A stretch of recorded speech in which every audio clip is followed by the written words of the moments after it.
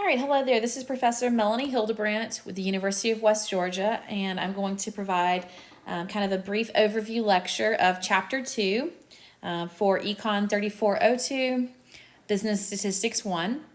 So in this chapter, we're going to just spend some more time going through some definitions and some basics of how we describe data. So specifically here, we're going to look at frequency tables, frequency distributions, and graphic presentations. You'll see that in this chapter, the textbook is using one example, main example to kind of carry us through. So we have some data from the Applewood Auto Group that we're going to use and show you what these things mean. So here we go. So we're going to start with a frequency table.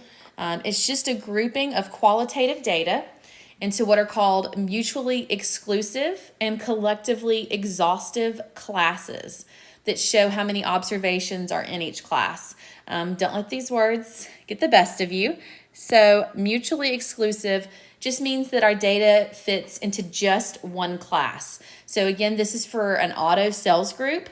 You can see down here they have 4 locations. So there's 4 different sales locations. So mutually exclusive just means that each car sold only fits into one of those locations. The same car cannot be sold at the Kane location and the Sheffield location. It's one or the other, okay? And then the second word down here, collectively exhaustive. So that means there is a class for each value. Each car that we sold fits into one of these 4 categories. And that's all that this means, okay? And we use frequency tables a lot in descriptive statistics to show patterns in our data set. We try to identify where values tend to concentrate, okay? And we look for extremes or unusual values in our data. So let's talk then about how we're going to construct one of these. So first you're going to sort your data into your classes. You're just going to tally it up, give a count, and report that as the class's frequency. We can also, though, then take each frequency and convert it to what's called a relative frequency, where we divide it by the total number of observations. And so it's just showing you the fraction or the percent of the total number of observations that is in each class. So going back to our data set here, we could compare that Kane had 52 cars sold to this total of 180 and get the fraction of sales that were at the Kane location, or the percent of sales. Okay, so that's all this is talking about here. So a lot of times we will use a bar chart to give us a graphic representation of qualitative data. And these are very easy for most people to understand. My oldest daughter is not quite 10 years old, and if I showed her this chart and said, hey, these are 4 different locations where people sell cars, which one sold the most cars, she would be able to very clearly, I promise you, tell you that it was this green bar right here because it's the highest number, okay? And so very helpful when we're comparing the number of observations for qualitative variables. We could also, though, use a pie chart. So that's showing that relative frequency, the proportion or the percent of each class that represents the total number of observations. And so here they're taking the same data, but instead of doing it by sales locations, the class they divided it into was vehicle type, right? Was it a truck? Was it a compact, an SUV, a sedan? Or not as frequently, we sold a hybrids, okay?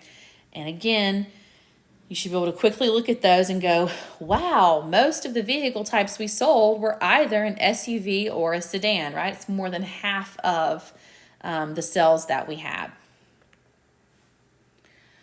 So a frequency distribution is now where we're going to take it using quantitative data, which we can do a little bit more with. Again, we're going to group our data into mutually exclusive and collectively exhaustive classes, showing the number of observations in each. There's kind of this 4-step process that we're going to go through. First, we have to decide on the number of classes, determine what's called the class interval, set the limits, and then we tally up our data. And so a little bit more work this time, but it gives us some better information once we have the quantitative data. So step number 1, how many classes are we going to have? Well, here we are in the second chapter, and here's your first rule formula. So we're going to use this, we call it the 2 to the k greater than n rule. And n is going to be your number of observations or the number of values in your data set. Okay. And so for our data set, we're told that we have 180 values. All right. So what we're then doing is we're solving for k. How many classes are we going to use? And you want it so that, let's just pick a number. Let's try 7. Okay, I know it says k is 8 because that's the answer. But let's try 7. We'll raise 2 to the 7th power. And this, by the way, you guys, is why you need a slightly more advanced calculator than just a basic function calculator, because you need to be able to raise numbers to the k power, the x power, right? So again, 2 to the 7th power equals 128. Well, look at our rule. Is 128 greater than our n, which again is 180? No.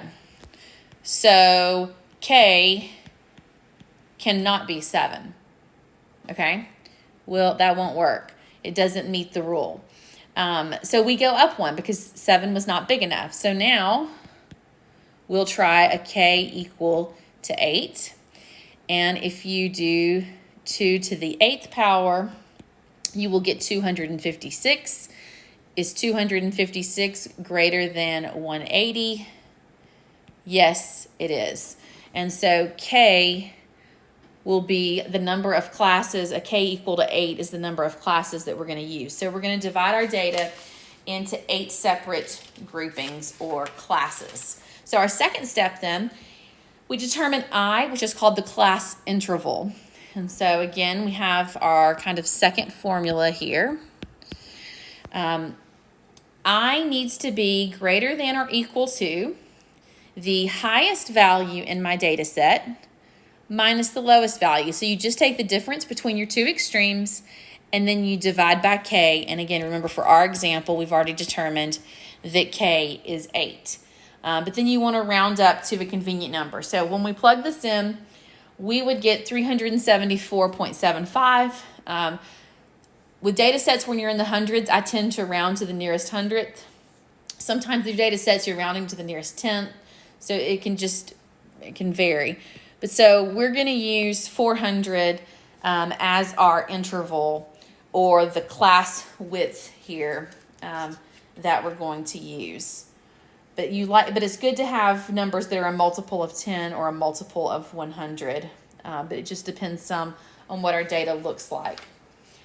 And again, you're going to round your lower limits so that it's something that's easy to read. So you can see here, do we have, first of all, 8 classes? Remember, k was supposed to be equal to 8. Well, what do we have? 1, 2, 3, 4, 5, 6, 7, 8. We do. And is the difference here each time, is I equal to 400? Yes, it is. And so now we're just going to take that data that was in that big chart and we're going to tally up. Okay, well, how many fit into class 1? And versus how many fit into class 8? And so that's what they've done here. They're tallying up those different data sets to determine the frequency. And so you can see that whereas on the lower end we had 8, we only had 4 on the very upper end, right? And then we had higher values here in the middle of our frequency table. And it's important to note you don't have to start the first class at a value of 0. If it doesn't make sense for your data set, then there's no need to do that, okay? And that's why we started here at 200. Now we can go from that just frequency table to the relative frequency distribution. So again, now we're taking the class frequency and dividing by our total number of observations, which remember for this example, Rn is equal to 180. But then that gives us this third column here in the chart called relative frequency. And so again, we had tallied them up. We saw that there was 8. Well, 8 out of 180 is 0.044. Okay. And then we just followed through, and we should get up to a full 1 here at the end once all our observations have been accounted for. We can graphically represent a frequency distribution, and we do this using what's called a histogram. And so you can see here, and again, it's a nice visual representation because we can see that the majority of our data points are kind of falling here in the middle range of our distribution. Okay. But so it's just this nice quick picture of the main characteristics of our data. Obviously, it's very similar to a bar chart, but a bar chart was saying 50 were sold at the Kane location, 42 were sold at this location.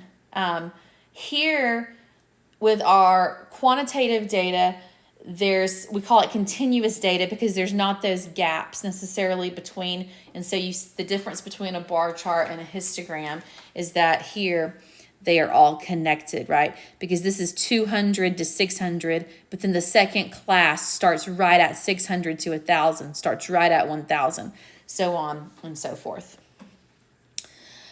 We can also do a frequency, what's called a frequency polygon.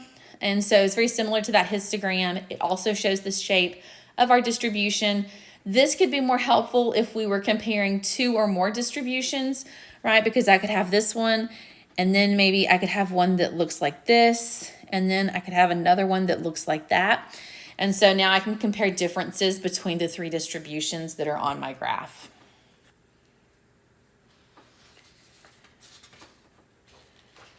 And so then we're getting close to the end. I told you this next chapter was also pretty basic. To construct a cumulative frequency distribution, you're just adding up the frequency to the ones in the class before it. And so we're showing how the values have accumulated as we move from one class down to the next, right? So again, less than $600, we had 8 cars sold.